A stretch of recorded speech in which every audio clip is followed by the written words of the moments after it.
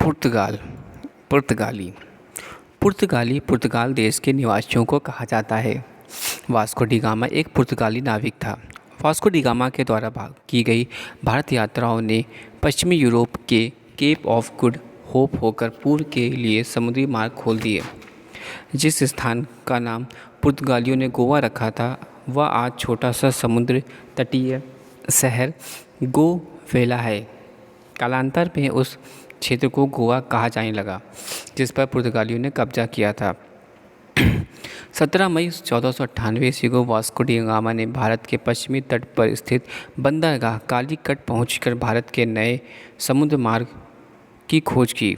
कालीकट के तत्कालीन शासक जमोरीन ने वास्को डी गामा का स्वागत किया।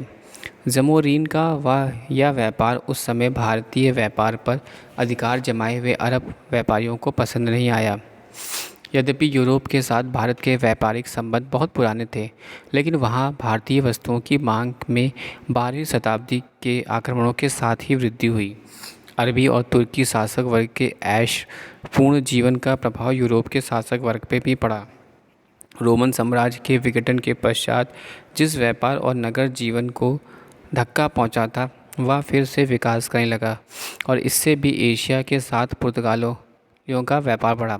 नगर में रहने वाले लोगों में रेशम, हीरे जवाहरात, इत्र, फुलेलों, चीनी मिट्टी, कपड़ों आदि की महंगी चीज़ों के प्रति रुचि बढ़ी। यूरोप में मसालों की भी बहुत अधिक मांग थी, क्योंकि सर्दियों में वहाँ चारे की कमी के कारण जानवरों की एक बड़ी संख्या को मारकर उनका मांस सुरक्षित रखना पड़ता था। इस मांस को खाने योग्य बनाने के लिए मसालों की ज़रूरत पड़ती थी। भारतीय बंदरगाहों से सामान ले जाने वाले ज़्यादातर अरब होते थे, हालांकि भारतीय व्यापारी भी यह काम करते थे। अरब व्यापारी मालाबार तट पर 5वीं शताब्दी से ही बस गए थे और मलय खाड़ी और दक्षिणी चीन में स्थित कैप्टन तक व्यापार करने लगे थे। अरबों ने स्थानीय शक्तियों के विरुद्ध अपने किले या गढ़ बनाने का प्रयत्न नहीं किया और न ही बलपूर्वक धन परिवर्तन करने की चेष्टा ही की। उन्होंने पूर्व प्रचलित व्यापार विधियों को भी नहीं बदला। इसलिए भारतीय व्यापारी दक्षिण पूर्व एशिया और भारत फारस से खाड़ी से व्यापार करते रहे।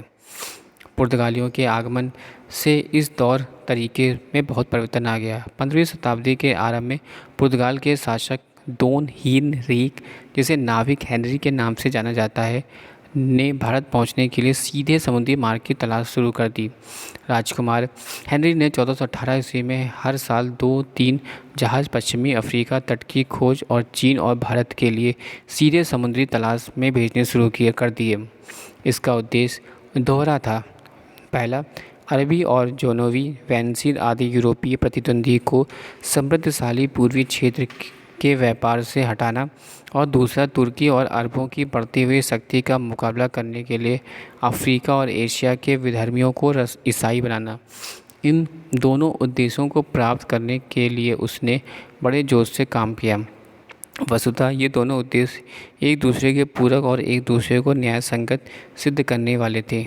पोप ने 1453 ईस्वी में एक बिल पास करके इस कार्य को अपना समर्थन देते हुए अफ्रीकी बंदरगाह केप नोर के आगे सदा के लिए इस शर्त पर कर दिया कि उन देशों में निवासियों को ईसाई बनाया जाएगा।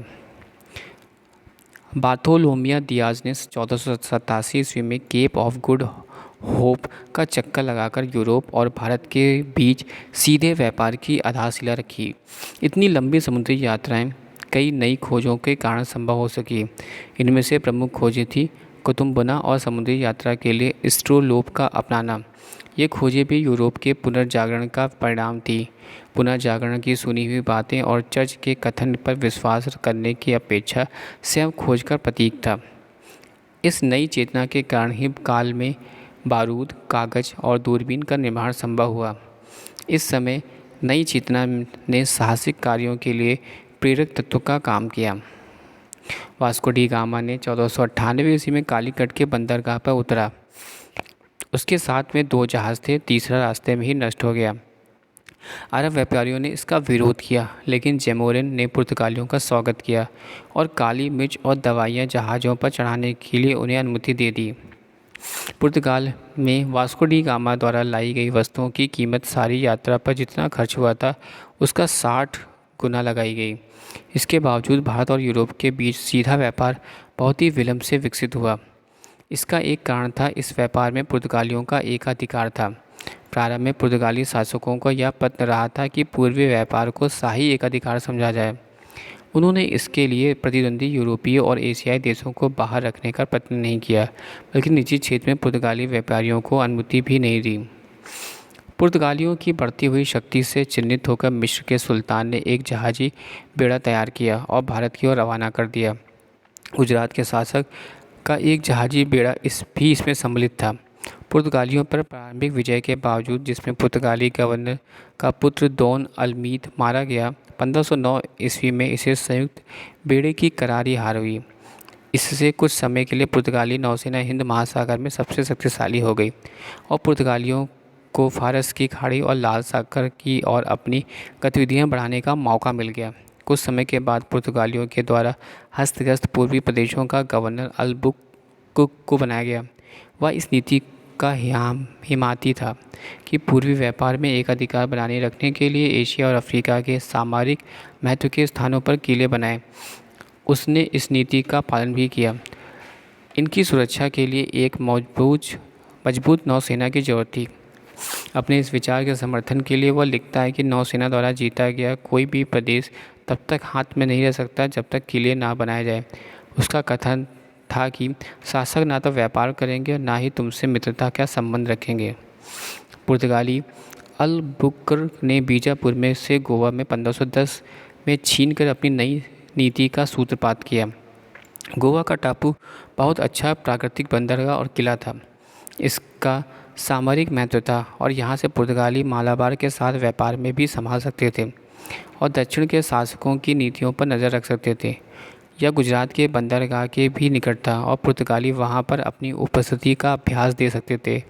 अतः गोवा पुर्तगालियों के लिए व्यापार और राजनीति दोनों दृष्टियों से केंद्रीय स्थल था। गोवा के हाथ से निकल जाने पर बीजापुर का शासक यूसुफ आदिल शाह होशियार हो गया और उसने 1510 में पुर्तगालियों पर चढ़ाई करके उन्हें खदेड़ दिया, किंतु उसी वर्ष उसकी मृत्यु हो गई और अलबुकर्क ने इस अवसर का लाभ उठाते हुए गोवा पर फिर से अधिकार कर लिया। शहर में 20 दिन लूटमार चलती रही और इस लूटमार में मजदूरों और ब्राह्मणों के सिवाय किसी को नहीं छोड़ा गया, क्योंकि वहाँ के लोगों ने आदिल शाह का साथ दिया था। पुर्तगाली गोवा के सामने मुख्य भूमि तक पहुंच गए और उन्होंने बीजापुर बंदरगाहों, टांडा, राजीपुर और दम्बोल तक आने वाले मार्गों को अवरोध कर दिया और वहां पर कब्जा कर लिया। इस प्रकार उन्होंने बीजापुर का समुद्री व्यापार नष्ट कर दिया। गोवा से पुर्तगालियों ने अपनी शक्ति को बढ़ाया और श्रीलंका में, कोलंबो में, सुमात्रा में, अचिन में और मलक्का बंदरगाह और मलय प्रायद्वीप और सुमात्रा के बीच तंग खाड़ी का द्वार था में किले बनाए। पुर्तगालियों ने अन्य देशों के व्यापार पर भी कड़ी शर्तें लगाई। पुर्तगाली अधिकारियों से यात्रा प्राप्त किए बिना कोई अरब या भारतीय जहाज अरब सागर में यात्रा नहीं कर सकता था। ये यात्रा पत्र प्रदान करते हुए अरब और भारतीय जहाज़ों को काली मिर्च और हथियार आदि ले जाने की इजाज़त नहीं देते थे। अनाधिकृत व्यापार करने का संदेह होने पर जहाज़ की तलाशी ले सकने का अधिकार भी उन्होंने अपने पास सुरक्षित रखा था। जो जहाज़ तलाशी देने से इनकार करते थे उन्हें युद्ध पुरस्कार मान लिया जाता था और या तो डुबो दिए जाते थे या पकड़ लिए जाते थे। उनके यात्रियों को दास बना लिया जाता था। इससे पुर्तगालियों को और इस क्षेत्र के देशों का निरंतर युद्ध की स्थिति बनी रही। दक्षिणी राज्यों में अपनी घुड़ सेनाओं के लिए अरबी और इराकी घोड़ों के आयात में बहुत रुचि थी और गोवा इनके लिए आयात का मुख्य केंद्र था। पुर्तगालियों ने घोड़ों के सारे व्यापार पर एकाधिकार कर लिया। पुर्तगालियों के मित्र राज्य घोड़ों को खरीदने में के लिए और दलालों को गोवा भेज सकते थे। इस प्रकार पुर्तगालियों ने घोड़ों के व्यापार पर अपना अधिकार एक राजनीतिक अस्त्र के रूप में इस्तेमाल किया और दक्षिणी राज्यों को एक दूसरे से लड़वाते रहे। गुजरात के बंदरगाहों पर अधिकार और अरब सागर पर अपना प्रभुत्व स्थापित करने की पुर्तगालियों की महत्वाकांक्षा ने एक लंबे संघर्ष का जन्म लिया। अलबुकर्क ने गुजरात के राजा से दीव और बसीन पर किले बनाने की इजाज़त नहीं मांगी। उससे यह भी कहा गया कि खंबात के व्यापारी अपने माल केवल गोवा के बंदरगाह के अतिरिक्त और कहीं ना भेजें और ना ही वे अपने राज्य में किसी रूमी को आने दें। इसके बाद साथ साथ पुर्तगालियों ने लाल सागर में प्रवेश द्वार सोकोत्रा द्वीप पर अधिकार कर लिया, अदन को घेर लिया और ओरमुज़ के शासक को विवश किया कि वह उन्हें वहां किला बनाने की अनुमति दे। अदन फारसी की खाड़ी का प्रवेश द्वार था। पुर्तगालियों की बढ़ती हुई शक्ति और गतिविधियों ने ओटोमन तुर्कियों की गंभीरता से सोचने पर विवश कर दिया। उन्नति करते हुए ओटोमन ने 15वीं शताब्दी में न केवल 1453 में कस्तूनुतुनिया पर अधिकार करके अपने एशियाई माइनर पर अपने विजय को पूरा किया, बल्कि उन्होंने 1529 ईस्वी में पूर्वी यूरोप को एक बड़े भाग को अधिकार करके वियना के लिए खतरा पैदा कर दिया था, जो केंद्रीय यूरोप की सबसे महत्वपूर्ण राजधानी थी। इससे पहले सलीम, जिसे क्रूर कहा जाता था, ने सीरिया, मिस्र और अरब को जीत लिया था। लाल सागर के तट पर और फारस की खाड़ी में तुर्की विस्तार ने हिंद महासागर के प्रभुत्व के लिए तुर्कियों और पुर्तगालियों के मध्य संघर्ष को जरूरी बना दिया। पुर्तगालियाँ इस ओर से पूरी तरह सजग थे।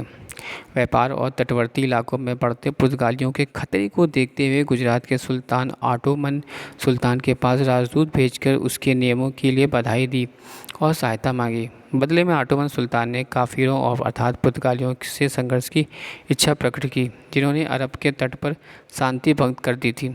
इस समय से दोनों देशों के मध्य राजदूतों और पत्रों का आदान प्रदान होता रहा।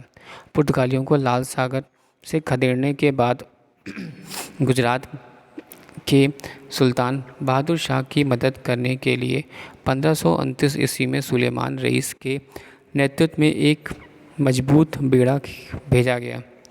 बहादुर शाह ने इसका स्वागत किया और 2 तुर्क अधिकारियों को भारतीय नाम देकर सूरत और दीव का गवर्नर बना दिया। इसमें से एक रूमी खान ने बाद में तपोची के रूप में बहुत नाम कमाया। पुर्तगाली 15वीं-16वीं शताब्दियों से भारतीय समुद्री और पूर्वी व्यापार पर पुर्तगाली प्रभुत्व के लिए बहुत व्यापक प्रभाव हुए, जिनका लेखा जोखा ध्यान से करने की आवश्यकता है। संभवतः पुर्तगालियों को धार्मिक मध्यमता और वैज्ञानिक क्षेत्रों में उनका पिछड़ापन ही भारत पर यूरोपीय पुनर्जागरण के प्रभाव न पड़ने का महत्वपूर्ण कारण था। दूसरी शताब्दी में मध्य में मुगलों के पुनः अधिकार से देश का ध्यान एक बार फिर से मध्य एशिया की ओर चला गया। मुगलों के शासनकाल में जिस नई मिश्रित संस्कृति का उदय हुआ था, उसने भारत के बढ़ते वैज्ञानिक और तकनीकी पिछड़ेपन को ढक दिया। इसी दौरान पुर्तगालियों ने भारतीय समुद्रों में माध्यम से एशियाई व्यापार का अधिकांश अपने हाथ में ले लिया और समय बीतने के साथ साथ डच, अंग्रेजी और फ्रांसीसी भी भारतीय समुद्र में पहुंच गए। इन देशों की आर्थिक और वैज्ञानिक उन्नति का आधार एशियाई देशों के साथ व्यापार होने वाला लाभ था। 17वीं शताब्दी में पश्चिम और पूर्व के बीच बढ़ने वाला तकनीकी असंतुलन स्पष्ट होने लगा।